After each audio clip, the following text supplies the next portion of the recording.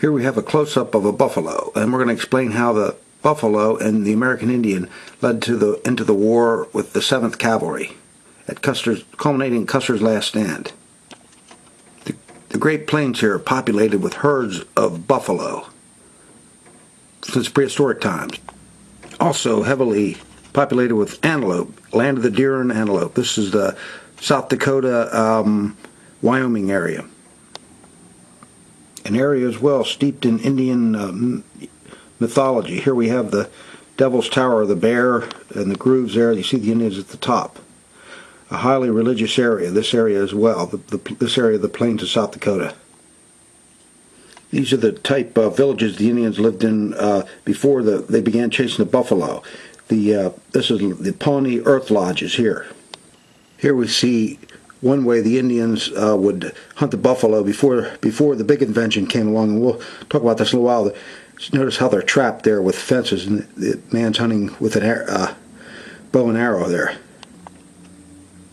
Another way here, driving herds of buffalo over a cliff. Another shot of the same pan here a little bit. Another shot of the same view, driving them over the cliff. The American Indians always have a high respect for life, and you can see how they made these objects here to, ensure success in the hunt and respect for the animal that they took the life of. So this will be presented to throughout this video. Objects made here from buffalo. You can see they used every part of the buffalo but the buffalo's snort. Their culture is so tied up with it. And we'll see the invention that brought it about. With the Spanish explorations in the 1500s, they brought over the horse. You can see it be loaded onto one of the ships here. With this invention, or rather not an invention, but this animal came about. This enabled the Indians to go long distances to hunt buffalo and trade and things like that. So this changed the Indian culture permanently. Just something as simple as the horse. Here's an Indian hunt. You can see the horse there. Like I said, this allowed them to range far distance. Here we have a buffalo head stuffed. You can see the buffalo becomes a very sacred animal to them now. They're reliant. They chase these herds, these vast herds all over. And success is according to how successful one is in the hunts. Religious items here affiliated with hunt have knife, ropes, that type thing. A warrior. Hunter-warrior type culture, Plains Indians. Here we see some of the type of weapons they had before the use of the gun, which also came about with the Spanish explorers. Here we have supposedly a ghost dance shirt from the 1890s, but you can notice it's all buffalo, and notice the buffalo skins, the traditional hide, the classical eagle feather Indian war bonnet associated with status and the Indian nomadic way of life here. Here we have an Indian proud of his warrior hunter status. And like I said, their whole role was to take care of the poor and elderly in their tribes. That was a great significant mark, as well as to be a warrior and a hunter.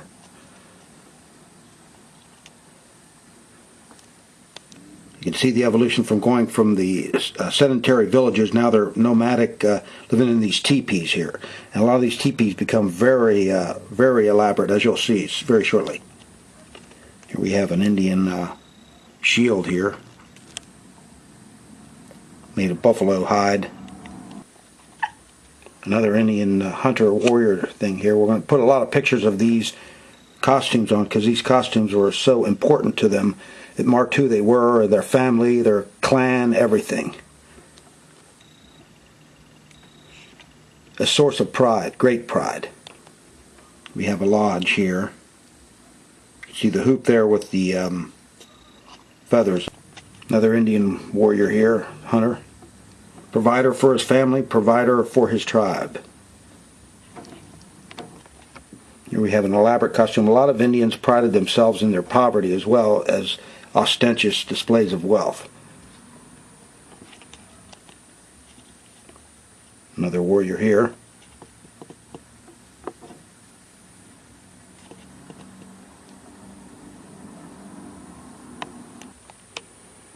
Don't be fooled either. Some of these more simpler costumes that they wore would have brought higher prestige than some of the more glorious things, because an Indian was, a lot of them were proud of their poverty and their devotion to taking care of the tribe's interest. War when it meant it, and peace most of the time. You can notice the affiliation here with the different type of buffalo and the antelopes, the type of animals that they were dependent on.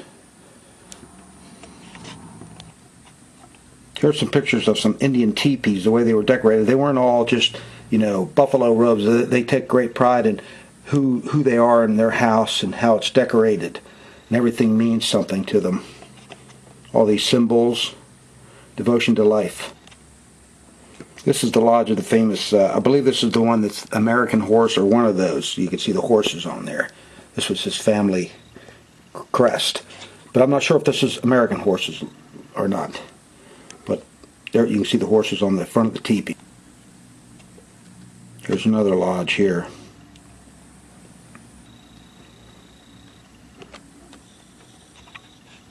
Another type lodge. Like I said, family crests, all clan and family. You see the eagles there.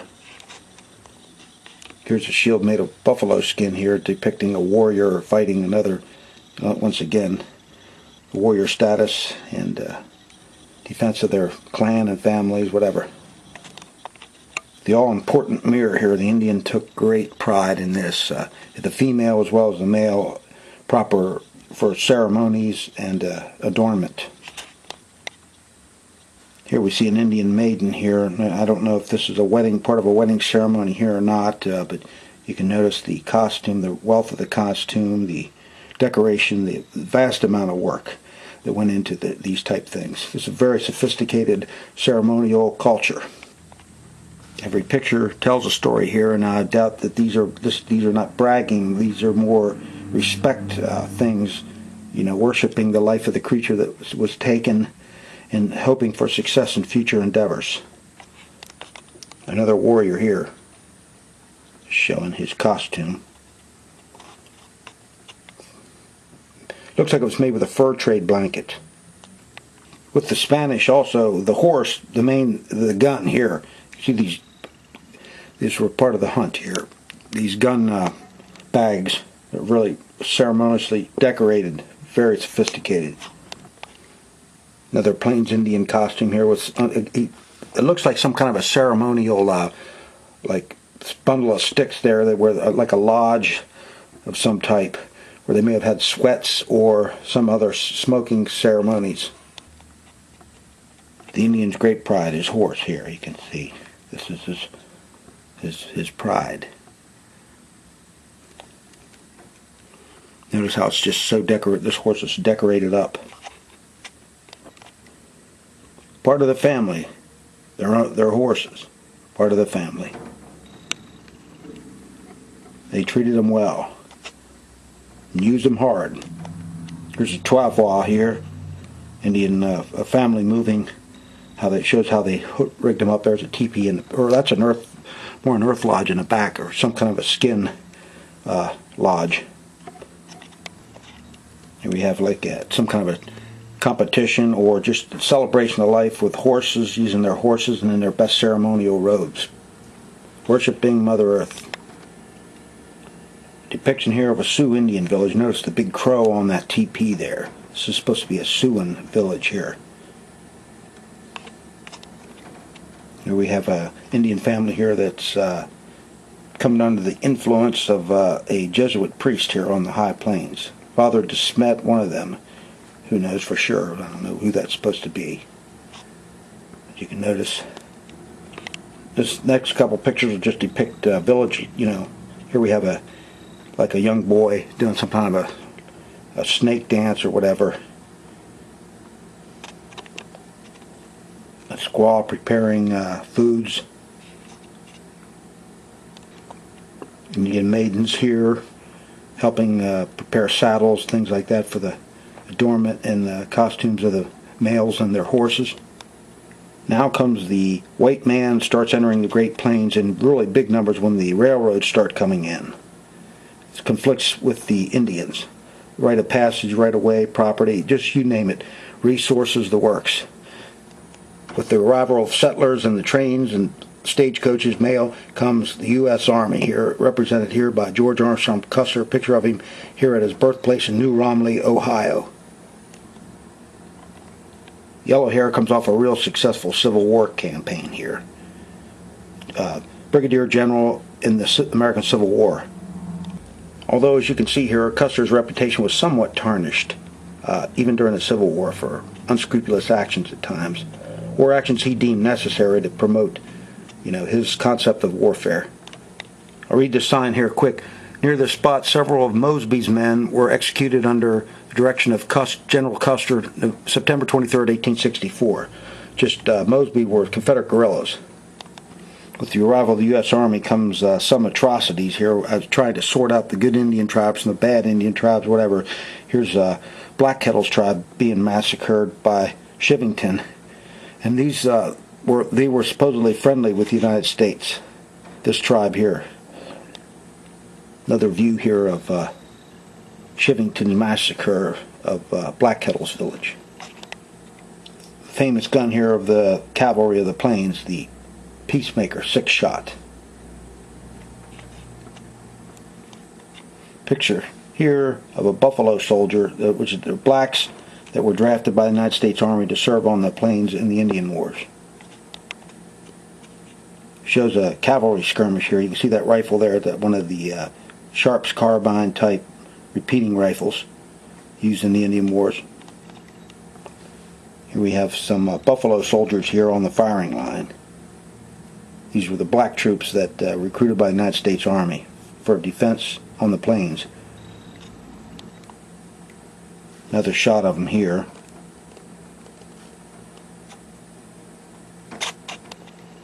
Now, a lot of these black troops were awarded medals of honor and all types of, prestigious awards for this. I believe it was the 9th U.S. Cavalry. It's called the Buffalo Soldiers.